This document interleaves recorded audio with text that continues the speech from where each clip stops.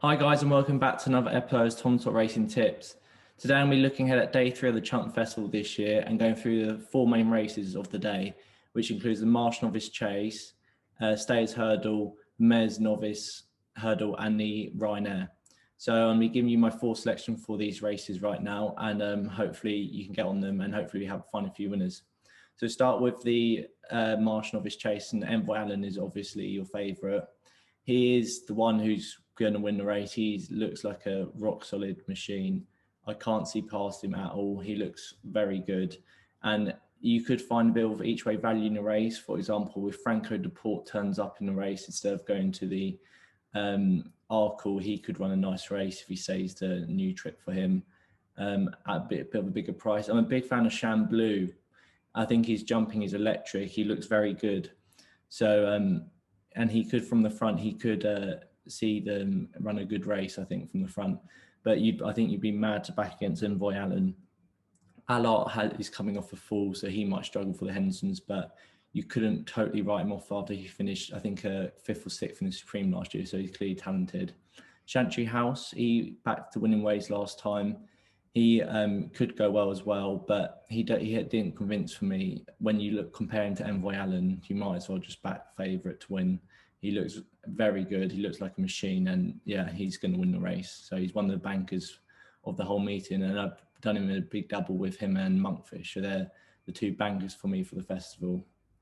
The Ryanair's next, and Allaho's the favourite with Imperial Aura second favourite. My selection for the race is Mellon. I think I'm a massive fan of Mellon. He's finished second 3 times at Cheltenham Festival, so he's so unlucky not to get his head in front. He always runs a huge race. So I expect him to put another bold show in this race if he turns up for the Ryanair. He loves it around Cheltenham, and at 8-1, I can't really see where he can go wrong. He can bowl along in front and just use his unbelievable jumping to his advantage and take lengths out the fields. Allaho, I'm not a fan of at all. He strikes me as just a grade 2 horse that people think he's a grade 1 horse because of the fact he's trained by Willie Mullins. So he doesn't convince me at the minute. So I wouldn't be having him. I'm a big fan of Min, but I think for a 9-year-old, when there's some younger horse in this race and he's coming off a fall, he might struggle to win this for the 2nd year running. I'm a big fan of Imperial Aura, however. Although he's coming off a fall last time, his jumping had been one of his main strengths. So it's interesting that I think he could bounce back. I think the fall might have done him a good thing in a way. So he might have just realised keep his eye on the job, and he could run a big race, I think. But so for me, it'd be Mellon and maybe Imperial Aura to come second. So they're my 2 selections for Ryanair. The Stayers Hurdle is the next race, and that looks very open, I think. Paisley Park is favourite with Time Hill second favourite. However, I think Cider Burley is my selection for the race. He's around 8-9-1, I believe, right now. He looks a cracking each way, but he's won the attempts for the last 2 years and won the race in a better time than Stayers last year, which shows that he is very good over the course and distance, and he deserves his chance in Stayers Hurdle. He started the season very well, winning a race over 2.5 miles, which would never suit him.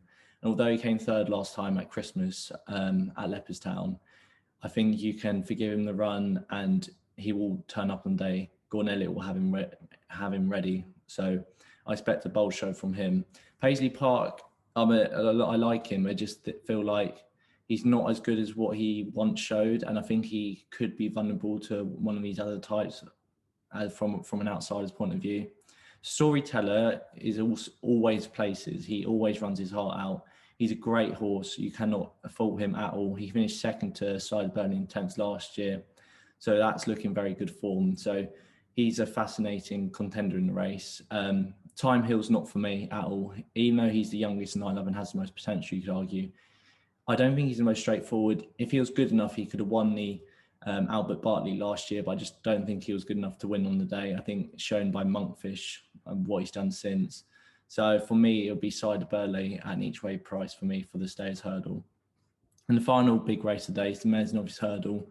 Willie Mullins has won all 5 runs of the race. He has an unbelievable record in the race. So you think you sort of got to stick with him until the pattern sort of doesn't hold up. And Hookup looks like she could improve enough to win the race. She's around 5-1, I believe. sort of joint favourites with Rosie Hollow and Raw Kahala. But Hookup ran a very encouraging fourth last time, behind in a very good field at 50-1. If she can improve her jumping, she has every right to be within a crack of the race. Willie Mullins, I think, will have trained her for this race. So throughout the whole season, she would look better and better. I know Royal Carla beat her earlier on in the season, but all of Royal Carla's form has been at Fairy House. So she's yet to prove it away from at a different track. So I think you can expect the form could get turned around purely because Willie Mullins has an excellent record in the race, and Hookup should be trained for this race. So I'd definitely be looking at Hookup if she jumps well. So hopefully she can. And even if she doesn't, I still don't see why she'd finish outside the money. So at 5-1, I think she's a cracking each way bet. So they're my 4 selections for day 3 of the Cheltenham Festival. Remember, if you want to receive all my daily tips across the year, you can become a member at Tom Racing Tips using the link below to sign up on my website. It's only £20 a month. So it's great value. I'll find you plenty of winners. So I hope you'll tune in for the next episode.